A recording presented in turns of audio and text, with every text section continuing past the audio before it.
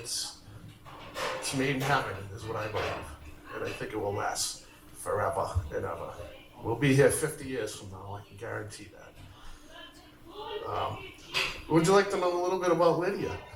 Yeah. We're an adventurous family, so at 2 years old, she was in the front of a backpack on a snowmobile at -20, driving to Canada for lunch. We do that. You okay? I'm okay. And we drive back. Wonderful adventures. Camping since she's been born, you know? Awesome stuff. Learning how to ride her own snowmobile with Larissa, riding around the campground. Just, and just having a bunch of fun. To riding on her own ATV with her sister around the yard. Don't tell mom. And then mom would come home. What if they crash into the house? Fix the house. It's okay. Not a big deal. Went on to ride motorcycles. Not really her thing. She made about 30 feet. I needed a new motorcycle. I'd stay off of that one. But you know what? We kept going.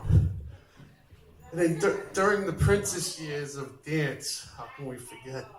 I can remember, Lori, you gotta take the red eye home from Las Vegas. Well, why? Because Lydia's in her first pageant.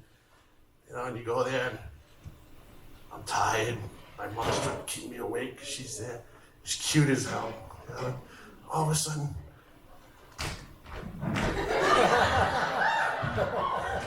right? And I'm like, that's it? Okay?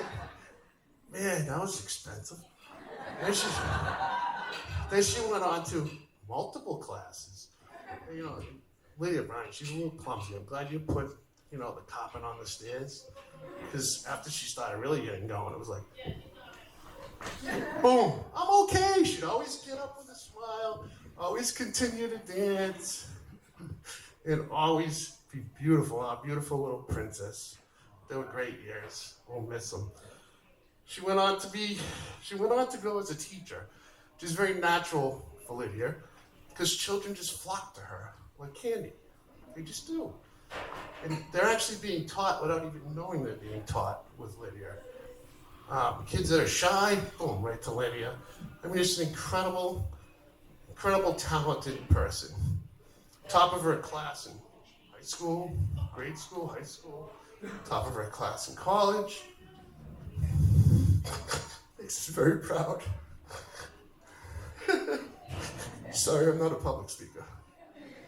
It's just unbelievable what you've grown up to be. And now that you're gone, we miss you, so keep visiting.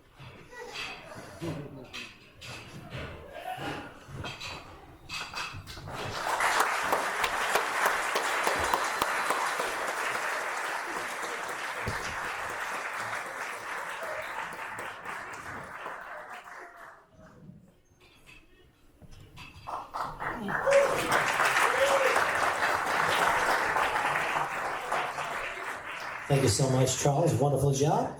Now, ladies and gentlemen, help me welcome the best man, Billy, to the microphone. That's right. Give it up for Billy and make her feel welcome.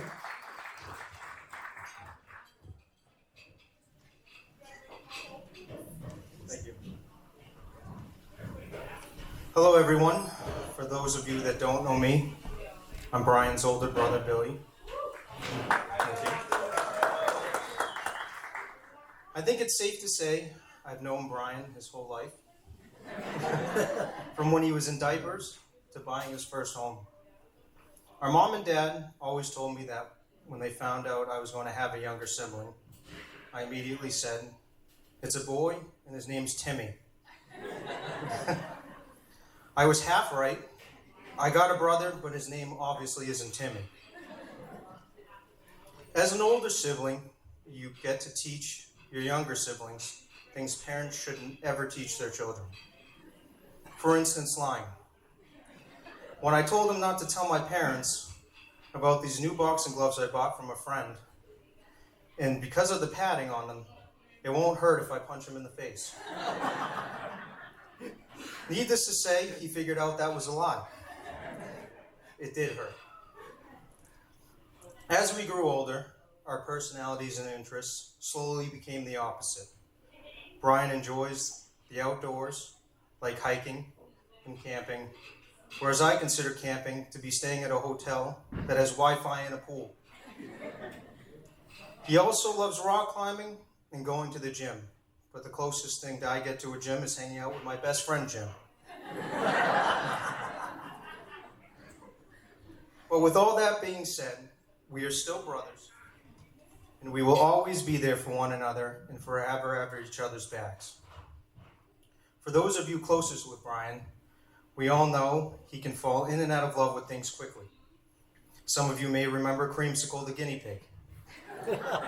That only lasted about a year in the Lothar household before moving on to a more loving home. Or his sudden need to learn how to play the ukulele, which is now probably gathering dust somewhere. So imagine my reaction when I learned he had a girlfriend. I thought to myself, that poor girl, if only she knew how much Brian once loved the guinea pig. Well, that girlfriend was Lydia. And what I came to learn was that out of all those things that I mentioned Brian loves, Lydia loved them too.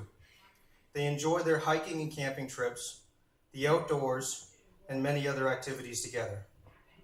They are perfect for each other in every way.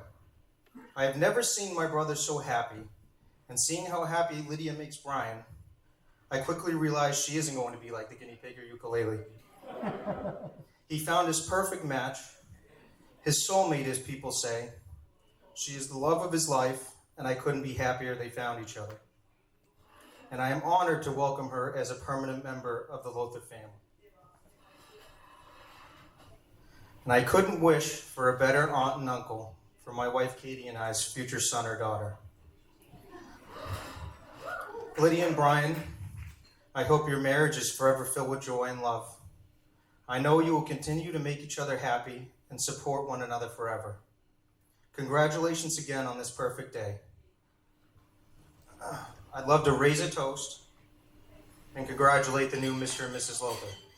Cheers. Cheers.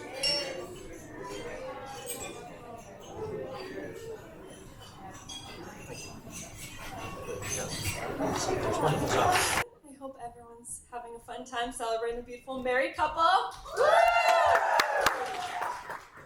For those who don't know me, I am Jen, and I'm very lucky to be one of Lydia's maids of honor. Lydia and I met through Grace, who is also a maid of honor over here. And when Grace had introduced us, I felt like it's just one of those situations we were instantly best friends. And I even remember Grace saying something like, I just know you guys will get along so well. And sure enough, we did, because shortly after that, we also became roommates in college. And I do have a little bit of a time limit, or else I would tell all of Lydia and I's embarrassing stories, but I would save those for another day. Lydia, somehow we only lived together for one semester, but we jam-packed all of those memories together. But I'm forever grateful for those memories and our friendship. Since I had met Lydia in college, I had always known Brian and Lydia as Brian and Lydia. Brian would visit Lydia often at Bridgewater, I would say like twice a week. And they would go on dates, he would bring her flowers, and he would hang out late with her and me by default. Even though it was a school or work night, he just wanted to see her. And I always remember thinking like, damn, my boyfriend's gotta step it up. Speaking of, it ended up being perfect that my boyfriend Nolan was also one of Brian's really good friends, also a groomsman. So on the weekends, Brian and Nolan would come visit us. We would all hang out, as I like to call it, the double date crew. And soon our adventures to Barrett's on the weekend would lead to many more adventures together. And with Nolan and I, was always like, what are Lydia and I, so sorry everyone. What are Lydia and Brian doing this weekend? So sorry. Let's see if Lydia and Brian want to come. And it just became a regular thing. And I don't know what kind of spell these two have, but seriously, never in a million years would I be thinking I would be jumping off a waterfall and then sleeping in some old lady's backyard in the literal middle of nowhere. But these two have some sort of aura that makes you go, all right, screw it, pack the car.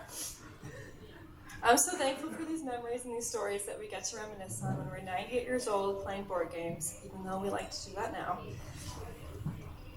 It's seriously so awesome to see both of your dreams become a reality, and I cannot wait to see your lives grow together even more. And I just want to end off by saying that I think everyone in this room could agree with me that after they had met Lydia and Brian, or had seen the relationship grow from the beginning could agree we would all be here today at their wedding. Because seriously, they're just two puzzle pieces that complete each other. Lydia and Brian, congratulations. The love you share is truly unique, and I'm very thankful to be part of your special day. I love you.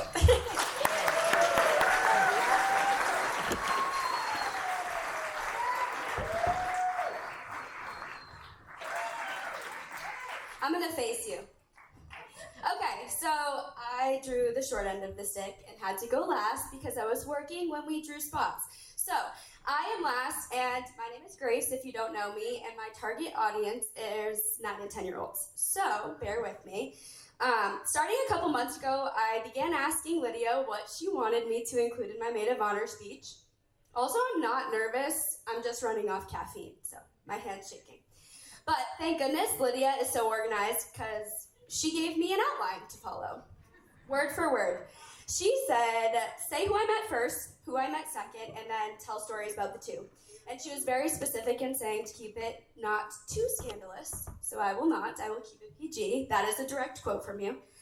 But to begin, I've known Brian for so long that I don't actually remember when we met. Sorry, Brian. But when I picture him, I do picture him in his middle school phase, wearing a fight-in, if you know what those are, every day. And I was the only girl for the longest time at family events, but then Brian met Lydia, and I finally had a girl my age to talk to, even though I did in fact love the mom conversations, and I still do, looking at you all. So I met Lydia through Brian naturally, and I feel like it's important to share that very quickly it became much more than that. We spent a lot of time together getting sushi, going camping, eating hot dogs, and even talking about our jobs. And when she came to Bridgewater, we were literally attached at the hip. She hid in my room because she had a crazy roommate named Marie, who should probably be here tonight. And we spent Friday nights together at Barrett's until close, only to be made better by both of us working at a clinic on Saturday morning at 6:45 a.m. And she also shares my love of tequila, so much so that on Spring Fest, we devised a plan to bring miniature condiment cups, salt packets from Wendy's, and a sunscreen flask from Miss Labonte with tequila in it. I wore a fanny pack with cut limes. But we even got put into the same education block, which meant we literally spent every second together taking classes and doing our pre-practicum hours. But I don't think we were ever separated until we were sleeping, quite literally. But I think it's important to mention that we don't double date, Brian, Lydia, and I. We date just us three together, consistently. So they are as great as they sound, and a few of my favorites include going to see The Lion King, painting the foyer in the new house, the wrong color, and Brian had COVID. And yeah, I won't say more about that.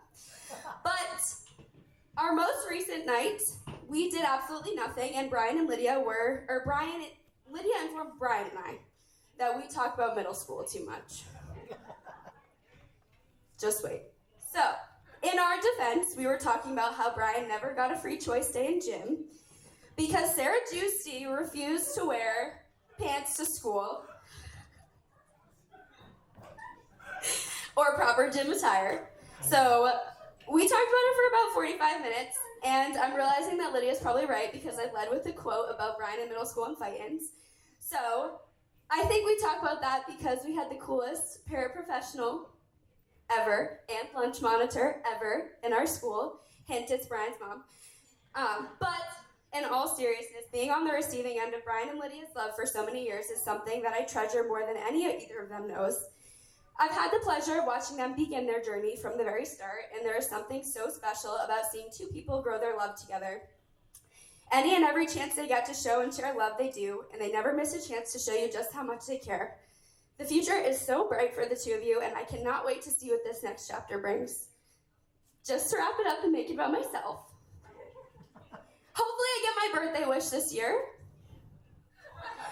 I've been asking for a baby for about 6 years now, but I'm hoping for it. So here's to talking about middle school way too much, and all the Brian, Lydia, and Grace dates there are, and maybe some without me. Just a few.